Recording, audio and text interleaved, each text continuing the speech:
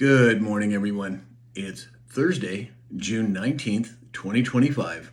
My name is Sam Shalhoub, and it's time for your daily dispatch. First up, before we get started with the news, I want to remind everyone that I will be doing live broadcasts this weekend, Friday night, Saturday, and possibly Sunday from Sacramento. I'll be at the Rev 17 Anti-Child Trafficking Summit. I hope that you can join us. There'll be a lot of guest speakers and a lot of information. So hopefully you can join me. Now, let's get to the news. John Solomon, who just broke the China fake ballot story, predicts arrests will be made in the next few months regarding weaponization of government. The Department of Justice has eliminated over 4,000 positions, including plans to cut 1,500 FBI personnel, and this has all been outlined in their fiscal 2026 budget request. Yesterday, President Trump made a statement that was very interesting. He said, quote, "I was the hunted, and now I'm the hunter." The hunted becoming the hunter? Where have we heard that term before? Well, I think most of you know where. Yesterday, SCOTUS upheld Tennessee's ban on gender-affirming care for trans minors in a 6-3 decision. Yesterday, again, President Trump made a very interesting statement. He said, quote, "Am I allowed to appoint myself head of the Federal Reserve?" Further went on to say, quote, I do a much better job than Powell." How would the executive branch possibly have jurisdiction over the Fed unless it was part of the Treasury Department? Another example of future proves past.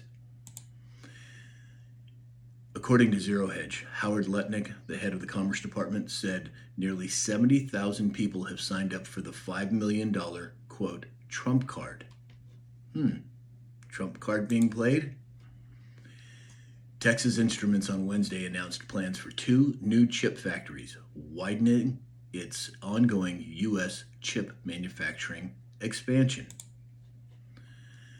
According to Disclosed TV, Boeing got a U.S. contract to turn retired F-16s into supersonic drones. Yesterday, the Federal Reserve left key interest rates unchanged for their 4th straight meeting. Now, yesterday we were discussing the new flagpoles that President Trump installed at the White House and paid for out of his own pocket. We were trying to figure out the significance of it. Well, Mega Dave came out with this little blurb about the flags. He said, "Claiming ground or establishing presence. Historically, flags and standards were carried into battle to serve as rallying points and to mark the location of the commander. Placing a flag in a newly secured territory would symbolize control and presence." And it happens to be in D.C.? I think the picture's becoming more clear. President Trump yesterday talked about the Genius Act, and he said the Senate just passed an incredible bill that's going to make America the undisputed leader in digital assets.